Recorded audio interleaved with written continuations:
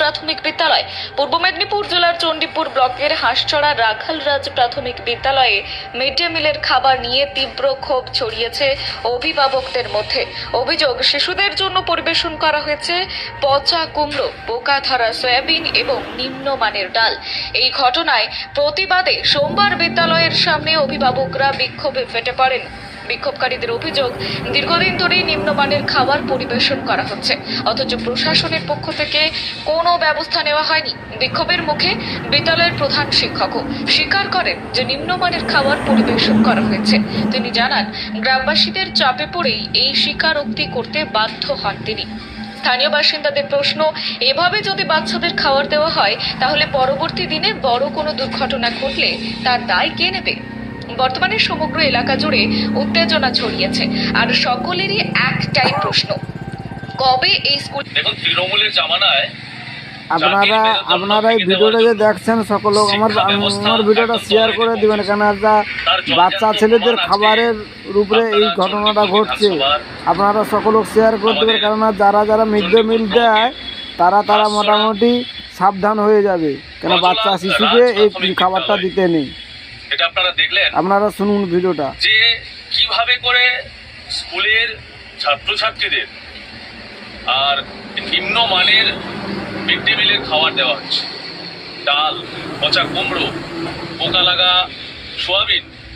এটা শুধু আমাদের এই চণ্ডীপুর ব্লকের হাঁসছড়ার প্রাথমিক বিদ্যালয় নয়, আমি আপনাদের মাধ্যমে একদম প্রমাণিতভাবে বলতে চাই, আপনারা কখনো খোঁজ নিয়ে দেখুন, চণ্ডীপুর ব্লকের একাধিক বিদ্যালয়ে এই মিড ডে মিলের নামে বিভিন্নভাবে ভুরি ভুরি দুর্নীতি, তাতে শিক্ষিকারা শাসক দলের সঙ্গে যুক্ত থেকে আর এই মিড ডে মিলের ওপরে ভীষণ দুর্নীতি চলছে, যার জলজান্ত প্রমাণ আপনারা পেয়ে যাবেন।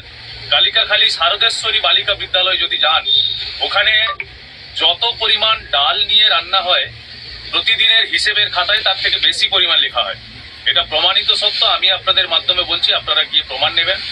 কিংবা আজকে বিদ্যালয়ের যে শিক্ষা ব্যবস্থায় আপনি বড়গ্রাম দিনের স্কুল রোড প্রাথমিক বিদ্যালয়ে দীর্ঘদিন ধরে বিভিন্ন সংবাদ মাধ্যমে এটা উঠে এসেছে, সেখানে ছাত্রছাত্রীরা এই বর্ষায় তারা এক হাঁটু জলে বিদ্যালয়ের ভেতরে প্রবেশ করেছে, কিন্তু কোনোভাবে লোকাল প্রশাসন, ব্লক প্রশাসন, বিডিও কিংবা অন্য কোনো প্রশাসনের আধিকারিকের তাদের একবার হৃদয়ে একবার ভাবনা হলো না।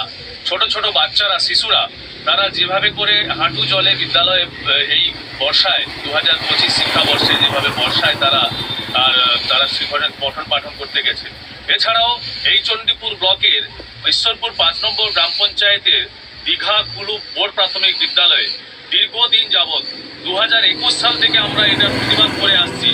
ভগ্নপ্রায় টিনের চালের ওপরে আচ্ছাদনের নিচে ছাত্রছাত্রীরা তারা পঠন পাঠন করে, আর কিছুদিন আগে সেই আচ্ছাদন ভেঙে পড়েছে। পাশে কিছুটা দেওয়াল তুলে দেওয়ার চেষ্টা হয়েছে, কিন্তু সেই ভগ্নপ্রায় অবস্থায় সেখানে শিক্ষা চলছে। আজকে শিক্ষা যদি এই পরিণতি হয়, বাংলার জাতির ভবিষ্যৎ কোথায় গিয়ে দাঁড়িয়েছে? আমি আপনাদের মাধ্যমে প্রশ্ন করতে চাই। এই বাংলার সচেতন মানুষরা তারা সজাগ হোক। আমাদের বাড়ির ছেলেমেয়েরা কোথায় পঠন পাঠন করতে যাচ্ছে, তাদের ভবিষ্যৎ কোথায়?